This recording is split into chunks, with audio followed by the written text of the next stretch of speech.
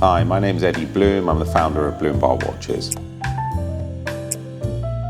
Originally, I wasn't in watches. I'd started out my career as an estate agent from 18 to 21, 22 in North London, which gave me a really good grounding on sales ability, but also how to deal with selling very expensive items. Well, in this case, it was multi-million-pound houses, but also how to deal with wealthy people who have an expectation of you. We sell watches from £10,000 up to £1 million. Some of those people are incredibly wealthy and very, very big jobs, and they want to be handled in a certain way. So having that property background was a really, really valuable learning curve. I then went into the family business, which was bars and nightclubs. What being in the nightclub industry taught me is that businesses don't always go to plan, and that you can have great days and horrendous days where everything goes wrong. And sometimes that's a better learning curve than being in a business where everything goes right and you're making money all the time, because it's not reality. From nightclubs, I went into property development and developing high-end residential homes in London and abroad. And in between some boring stages of waiting for planning permission and not really knowing what to do with myself, I decided to get into watches. I'd always had a big love of watches. I'd been stealing my dad's watches since I was a kid, and I knew what I liked and didn't like. And I started a website with a small ad campaign, buying watches from the public and reselling them on eBay, which is pretty much how every watch dealer's ever started, trying to refurbish them, polish them where possible, and going from there. It was a very difficult learning curve. I really started from the bottom, from buying, polishing, shipping. I mean, I did everything myself. Accounting, anything that was possibly involved with buying and selling a watch, I did on my own for the first few years until employing some staff and expanding the team. I started in 2012 on my own in a serviced office, and it's taken 10 years.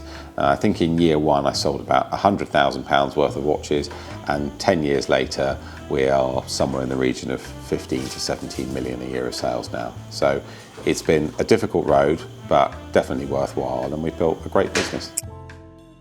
After 10 years, you've seen every watch and you've tried on every watch and you've worn everything. So then it really just becomes about the people. And we get to meet some amazing characters, from a window cleaner who might have an incredible business that he's been running for 40 years and he could be a real character. And then we deal with chairmen of banks and CEOs of public companies, sports personalities and footballers and property developers, all kinds of people from all over the world, from all different walks of life, who have different stories to tell, different reasons why they like watches. Some people might have real genuine passion for watches and they could be big collectors. Other people might just be purely buying something for investment and just after some advice. But it really, really is about the people. And it's amazing how some of our clients that I might have met 10 years ago have become friends, and we've ended up doing other things together as well.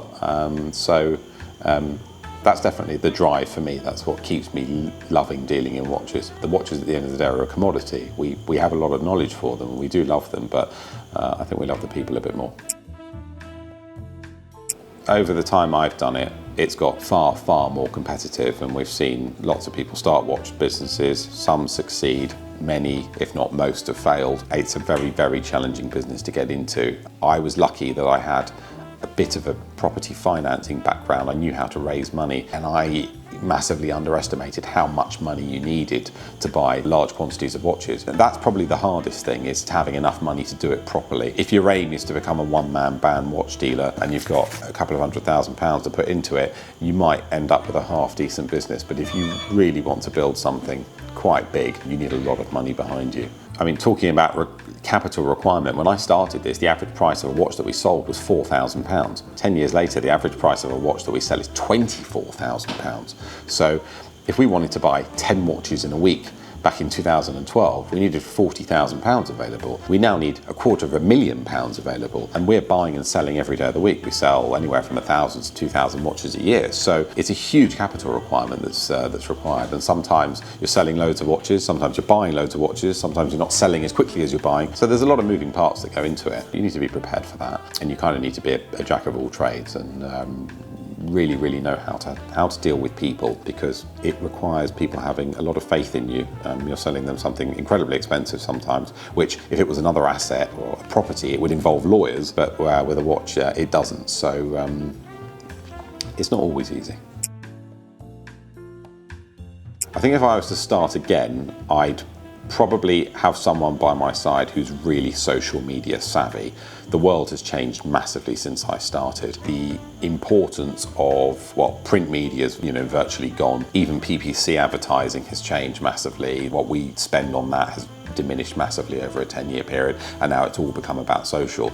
I'm in my mid-30s and I'm probably over the hill when it comes to social media now, and we have to employ younger and younger people all the time to keep up with the current trends. So I wish when I'd started I had been more knowledgeable on self-branding. We could have saved a lot of money and probably promoted ourselves much faster. But again, going back to finance, I probably would have been better set up, made sure we had way more money than was required, because it's one of those industries where if you've got it, there's plenty of stock out there and you can buy it. And I probably wouldn't have started completely on my own. For way too many years I did everything by myself before expanding the team. Probably would have, if I knew what I know now, I'd expand the team much faster, and I could do it all a lot quicker. Well, being a watch dealer, I've obviously owned a lot of watches over the years. I happen to be, and I didn't plan this, I happen to be wearing my first ever proper watch that I bought. And this is a 2009 Rolex Submariner date 16610. I actually bought this from Watchfinder when I was, 18, 19. I think I paid £2,000 for it, and it was virtually brand new. I've never done anything to it. It's my workhorse. It comes around the world with me. It goes on every holiday. It's the one watch I'll never sell. I'll pass it down to one of my lucky kids one day. It's that one watch that should form part of every great watch collection. Easy to maintain, robust, mechanically bulletproof. Although I have access to every expensive watch you could possibly think of, this is still probably my favourite for many, many reasons. From there, I worked my way. I developed a love affair with Jaeger reversos, so I started buying a number of those and collecting those, some quite complicated ones, which unfortunately I've now sold. I then had a couple of AP Royal Oaks, although I've got slightly hairy wrists and I find that AP Royal Oaks pinch the hairs out my wrists, so I stopped wearing those. Once we started to build the business, I was lucky enough to buy a Patek Philippe Nautilus 5711, which I wore almost every day for a number of years until I had to buy a house that I couldn't afford. So unfortunately I had to sell it, along with a lot of other watches that I've unfortunately had to sell to buy things I couldn't afford. But that's the beauty of a watch. It's cash on your wrist. They generally go up in value if you buy well, and they're a fantastic asset class that you can sell anywhere in the world. So if you're not great at saving money, then and we have a lot of clients that admit they're not great at saving money, and by buying watches, that money's kind of sat in something tangible for them and actually something they can enjoy. So I'd recommend doing the same.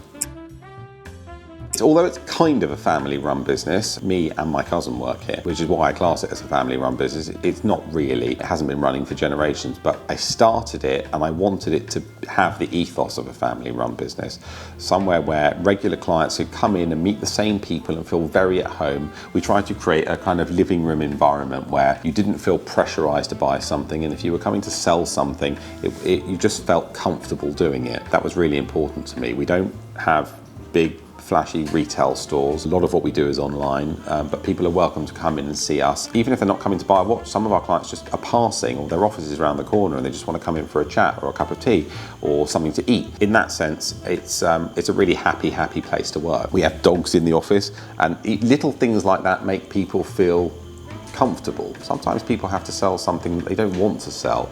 We always assume that people are selling things because they need money.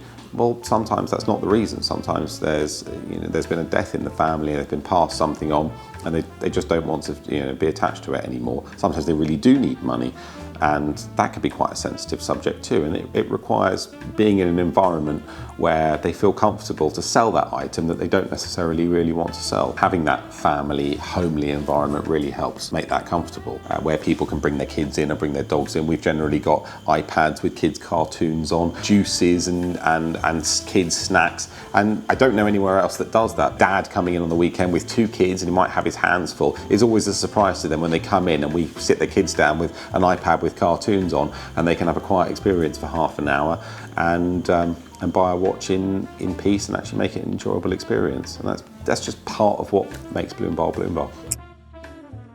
I'm certainly not stopping here. The idea is to keep growing, keep building our stock holding and building our clientele. Built quite a big consignment business over the years, selling watches on behalf of other clients. They might be watches that are slightly harder to sell, a little bit more risky, but we really enjoy doing that, and we've proven that we can achieve really good things for our clients and sell some incredibly valuable watches. We'll increase our staff base as the business grows. For now, we just want to keep doing what we're doing and just do more of it. Thanks for watching.